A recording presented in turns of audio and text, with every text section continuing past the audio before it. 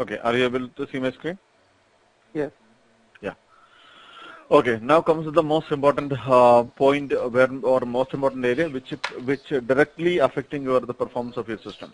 Well, that is the database buffer cache, because it is the area where the data is getting modified.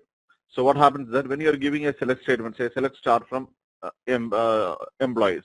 So whether the SQL is correct or not, whether it's irrespective whether it's going with a soft parsing or hard parsing, the parsing process is taking place on the shared board. From there, the execution phase is happening, which also takes place in the shared board, and then the data is retrieved from the data files where the actual data is stored. From the data files, the data is retrieved back to the memory, and this is the place where the blocks are coming. Okay, from here depends upon here like this is also you having a LRU, that is a least recently used algorithm. So all the least recently used buffer caches will be aged out. That's a point here. So whenever you are selecting some data from the data files to the memory, the data blocks is coming to the top of that conveyor belt. Okay, and then the whoever existing over there will be pushed back. So if you have not have sufficient memory, what happens then? Each and every select statement or each and every update statement will push the data which is not currently used from the memory. So what happens then? Say for example, I have given the select star from employee. Some data is already reached the buffer cache and it's sitting there. And then another guy is giving a select star from employee. Then what happens is that Oracle can utilize the data in the memory itself. Oracle don't have to go for a disk read, because reading from the disk is highly costly when compared to the reading from the memory. You can say that 1,000 times time consuming as well as CPU consuming is that the reading from the disk when compared to reading from the memory. Okay, so naturally the performance of the system will be improved when the data is the data which the select statement or which any SQL statement is looking for, and if the data is there on the memory, definitely it will have a performance improvement. Now, how to tune this guy? Or the thing is that we have to find out the optimal size of the buffer cache, and there is no hard and fast rule for this activity. The thing is that we need to first specify the size of the buffer cache by giving the entry for the DB underscore buffer underscore cache, buffer underscore DB underscore buffer underscore size. And normally, when you are creating the database, you have to specify something called a block size, and it is available from the parameter DB underscore block underscore size. So the default or the main buffer pool will be created with the block size of your database. Am I clear here? Which is 8K by default, right? Unless you by default 8K. Okay. Yeah. You can yeah. go up to Unless you 32. yeah. Unless you specify it, it will be going. But there are certain times there may be certain application data which may be used a large scale. For example, like when you are selecting some data, I mean, this say assume that you have a part of your application which is mainly used for the reading only. Okay, not for the updation. It's just you can say a static table, but it requires a lot of reading. So at that time, it makes sense that when you want to read it, you read a huge amount of data at a time, because anyway your the activity the operating system activity required for the reading will be the same thing only. So when that is happening, read a huge amount of data. That's a simple logic.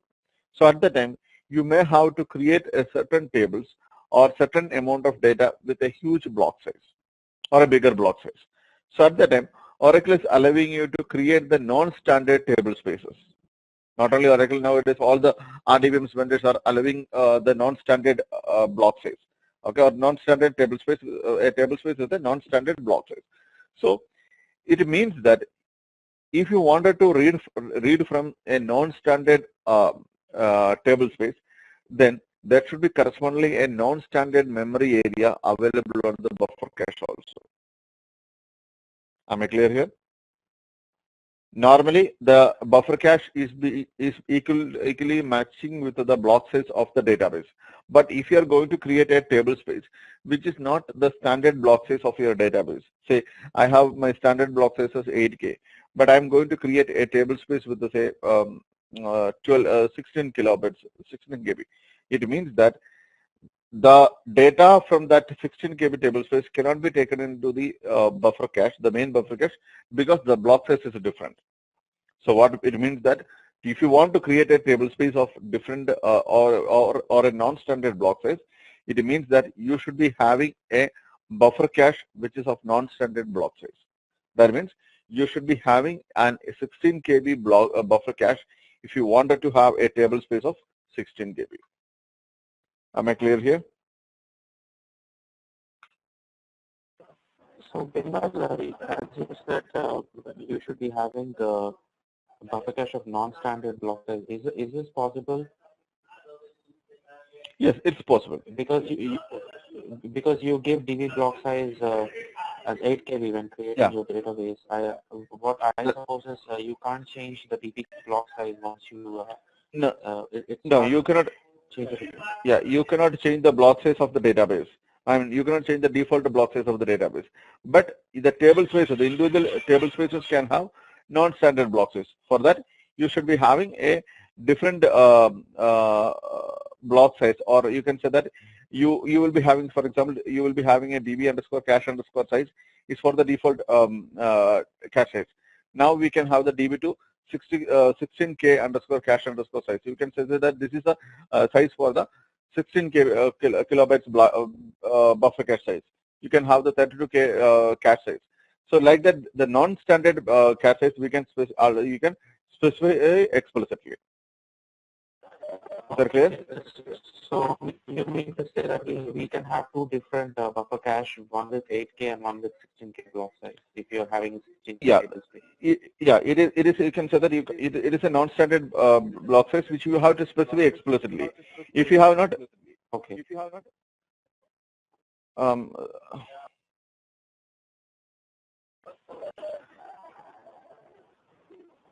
I'm hearing a lot of background noise. Somebody's putting into the speaker. Can they use the head? Mute it. Yeah, thank you. So what I can say that the thing is that you have to create a non-standard block size like DB 32K underscore cache underscore size, or DB to 16K underscore cache underscore size. That way we will be telling that this is the way to utilize. This is the buffer cache used for or reserved for non-standard block size or non-standard table spaces which you are going to create it. So they cannot utilize any other area of the buffer cache. If you are telling that 32K buffer cache is of say 100 MB, then that table space can utilize only 100 MB, not more than that. So the non-standard data, database, whatever that cache size should be associated to a non-standard table space. I mean, he can be associated to the other table space where we have. No, it cannot. Okay. It cannot be. It has to be a one-to-one mapping only. So all the standard block size will be going to the DB cache size. All the non-standard table space will be getting associated with the corresponding non-standard buffer cache. Okay. In case of when we are choosing the block size, for instance, we have a multiples of 4, 8, 16, 32. If I have to choose a particular block size for a particular requirement, is it very closely associated with the size, how much I am pulling the data? For instance, in a particular row, if the total row size is X amount, so I correlate it with the block size so that it becomes easier for me to have this particular block size. Yeah, the simple logic you can think that same. When Oracle is going to do a read from the disk, it is going to for at least the lowest will be one block size, right? So assume a situation where in which you have a record which is splitted on multiple multiple block size. Say you have 2 KB block size is there. Okay, but your table is raw is consist of the 4 kilobyte of data. Am I clear there? Yes. Yeah. So that means if you wanted to have a single say select star from employee where ID equal to 100. Okay. So it retrieves, it has to retrieve from the 2 blocks to get this data. Internally 4 operating system blocks, right? So wherein which if this is of a bigger block, say for example if it's of 8 KB or at least 4 KB, then this read doesn't require Oracle to request for the 2 blocks. Oracle can request for only 1 block and it can retrieve the data. So depend upon the size of the data that you are frequently accessing. Based on that, it's say 1 or 2 exceptions on the one side, it doesn't make much difference. But if you are having huge amount of data requesting on mostly on a reading purpose, at that time you should be suitably you should understand what is your say average raw size, and then based on that you should specify your block size. Okay. Okay. And is it quite, because this is something like the developer would be having to, we have to work with the developer to understand how much is his, on an average, how much will be his table, in a table, how much row it will be. Because yeah. Ideally, this should be discussed with the that's where the design phase of the database and the application is going to take place. Right? In the design phase, we decide that, or the application team or on the DBA database designer sits together and understand that what could be the possible raw for each. Just one second. Okay. So they have to sit together and understand what is the requirement and what is the future growth of this particular table. And normally each and every row will not be equally utilized. So because based on that, they have to consider the different situations and make up an average row length. Based on that, you should be deciding your block size. But on the real world, what I seen till now is that it's not happening that way. Like say application team will be coming and telling us to DBA that we want to create a database, and the DBA will be creating the database with the default block size. After that, there will be definitely will be having a performance if issues will be happening. But that is the where the normally people are doing.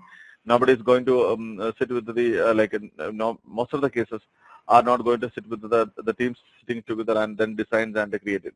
Nowhere it's happening on the real world. okay. So Vimal, for instance, I mean, if you define a block size of 32 KB, for instance, I mean, thinking, I mean, in future it's going to grow. I mean, your application will be requesting a lot of data.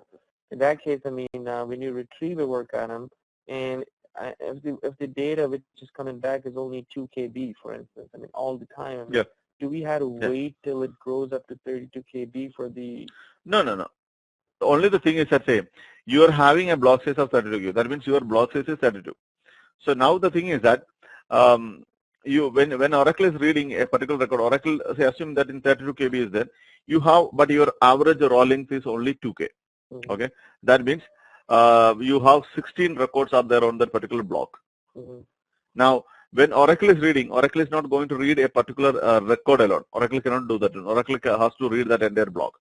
So bigger the block size, if you have more amount of data, I mean what I mean to say that if you have a bigger block size, which then that rather than that is actually required, you are pulling a lot of unwanted data also. But, you got me? But your SQL kind of, I mean, when you say select star from this table where employer name equals this, then you're specifically asking for that one entry in your database, right, in your table. So how will you be looking at more data? No, the thing is that say it has to go through that particular block, right? Right. Say when you're selecting, especially when this happening to kind of select statement is fine, but when it's going for a block, say where which it goes for a updation, what happens then? It needs the particular block, entire block. Mm-hmm. When you are going for a DML operation, when you are going for a DDL operation, what happens is whatever the changing, the entire block is getting copied to the Aldo table space. So naturally, you are pulling more amount of data at that time. Okay. So the point here is that we have to be very specific on the size of the data. Otherwise, what happens is one side, the downside is that you are pulling a lot of blocks. Second thing is that you are pulling some unwanted data also. Okay.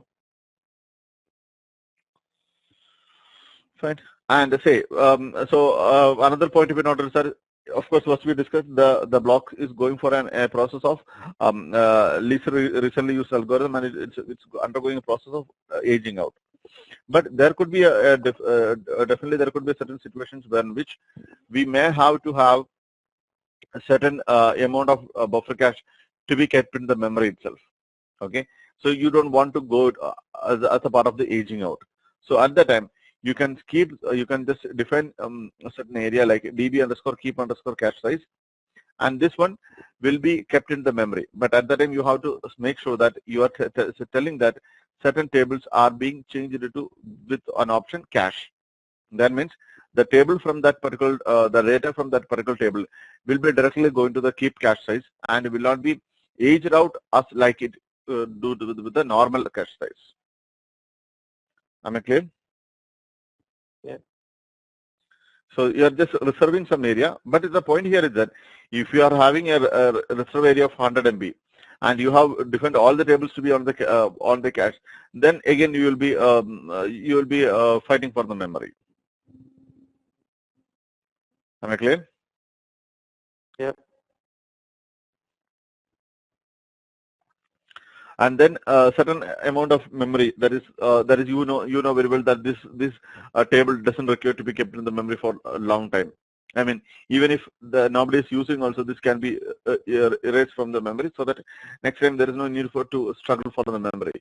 So that is one of the DB underscore recycle underscore cache size. So whatever the data is coming to that memory area will be removed from the cache very quickly when compared to the buffer cache size. Will this recycle cache size also going to clear cache on keep cache size or only cache size? No, only say it is not going. The keep cache these three areas are not going to fight for each other. Okay.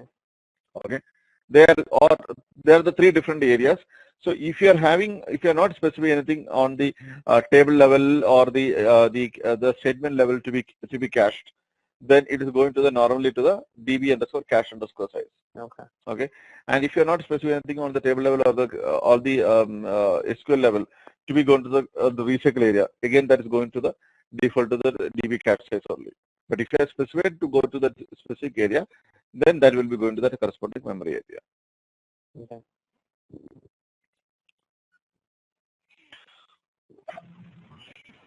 Okay, and from Oracle 9i onwards, we would have a parameter called the DB underscore cache underscore advice, which is going to tell you collect the statistics of the cache the database cache size and or cache usage or buffer usage, and then we will be able to predict for the current workload this should be an ideal cache size. Oracle will as of now, like Oracle is almost clear on or correct on predicting the size of the cache which we should be specified for the smooth functionality of the database by using the cache advisor. Is that clear? Yes, there is one more which is actually which we call it as a pin. Is it coming in this? Yeah, that's what I'm telling you, that DB underscore cache underscore size. We have to page or we have to tell that this table has to be cached, right? That cache process is known as pinning.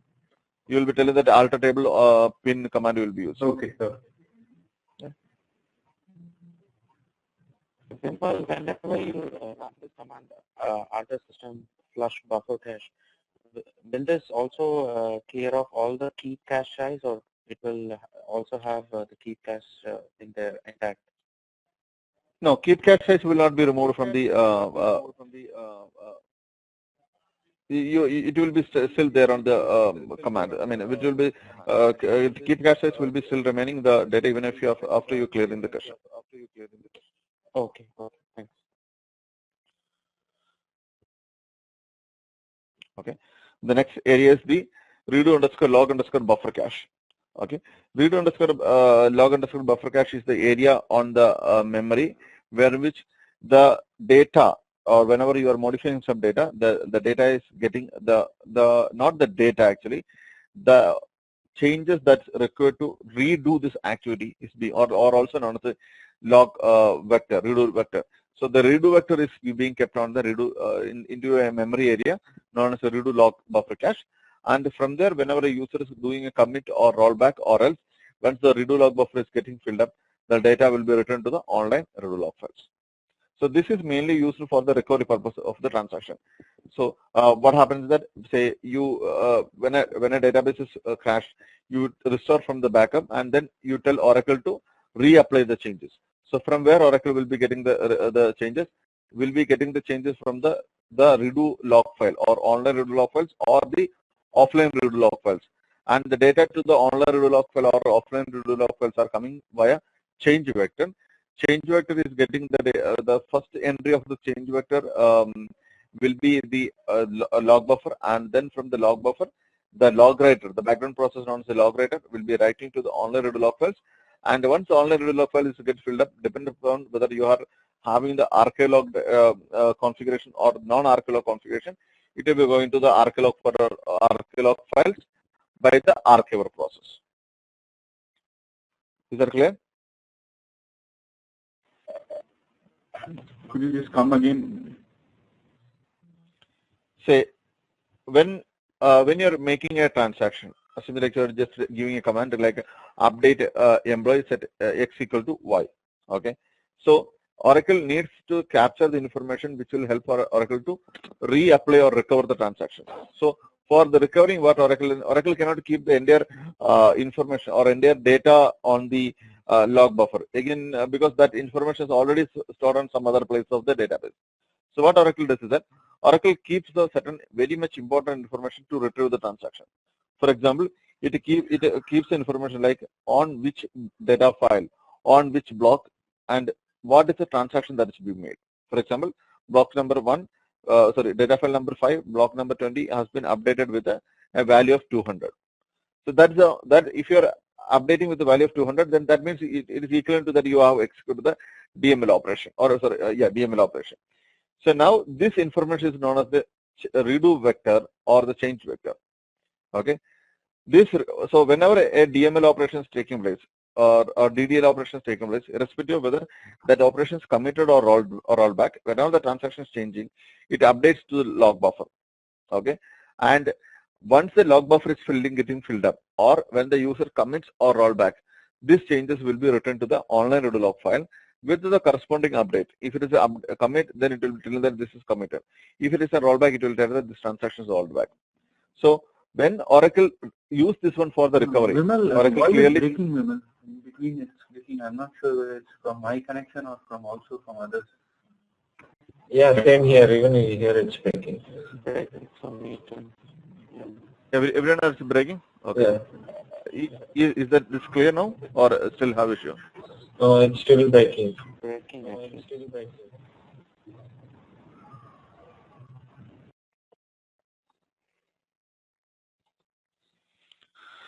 Okay, fine. So what we're discussing is that, okay, so the redo log buffer is getting updated with the information of how to retrieve the transaction when the recovery is taking place. So it has the information like on a data file, on particular which block number, what was the transaction and what is the change that happened. So that way Oracle can easily recover from the failed transactions when it's go for a recovery. Okay, so any kind of activities like DDL activities will be logged on to the log buffer and will be returned to the online redo log files irrespective of their status, whether it's a committed or rolled back. Is that clear? So I know that there are redo files which gets written when you change some DML stuff, and once you fill up, the number of redo files it needs to use, it's going to push to archive logs, like it discussed yesterday. But so this redo log buffer, you kind of saying an online redo file, something like that. So anything committed goes into the redo log files. Anything uncommitted will still stay in buffer. Is that what it is? No, irrespective of, that's what I told you, irrespective of whether it's committed or rolled back, it will be returned to the online log file. So whenever a change is happening, it will be first updated to the log buffer. Okay. From the once the log buffer gets either it committed or rolled back, or once the log buffer is reached 1/3 of the 1/3, in all the stages, it will be returned to the online log file with the corresponding information like this transaction has been committed or this has been rolled back. Okay. Is that clear? Yeah, okay. Yeah, it is. So, Vimal, if there is any change which has happened and it has there's a dirty buffer getting created, simultaneously a record would be getting created in the redo log file. Any change which happens would just be getting created on the redo log files. That's correct. Okay, and that would basically be flushed out to the archiver based on a benchmark like 1/3 1 MB or some X number of parameters based on which it could move towards the online redo log files. Yeah. Okay. Okay. It moves to online redo log files, and from the online redo log files, it will be moved to the archive log files. Fine. Just 1 second, guys.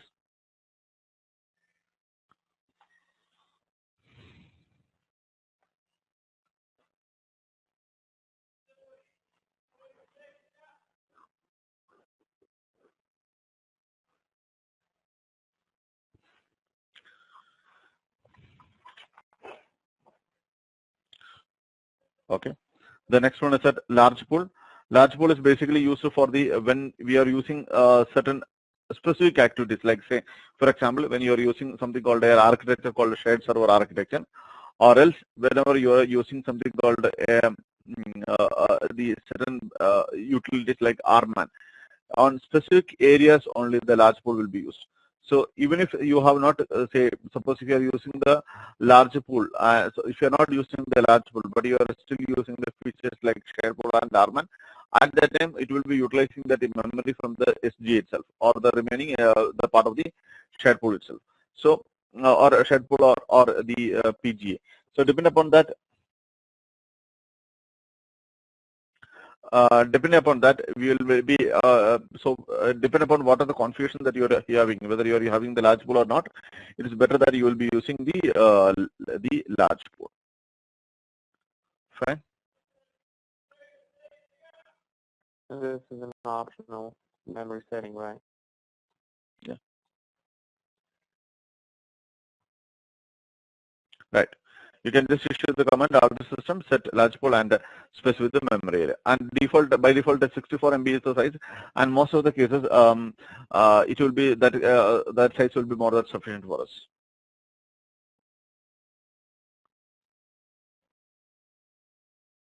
And the important point, shared pool, like the large pool is not going to use the LRU algorithm. So there is nothing like aged out process is coming. Only the thing is that if it is not getting the sufficient memory on the shared pool area, large pool area, it's going to take from the shared pool. Simple as that one. How will it be flushing it out? Suppose it has taken some process and it is using that process, and after the process is finished, automatically it automatically once the process is completed. Say for example, your backup is taking place. Okay, once the backup activity is completed, it removes from there. Okay. So it also means that unless that activity is completing, it still holds that memory. Okay.